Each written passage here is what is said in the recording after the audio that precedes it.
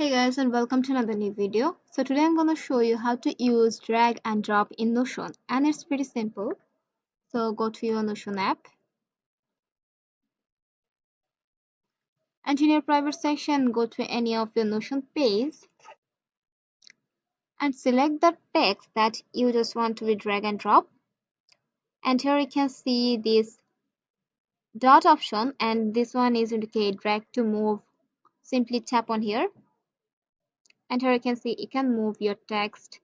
So simply whenever you have select the space, simply drop your text on here, and that's it. This one is done, and it's pretty simple.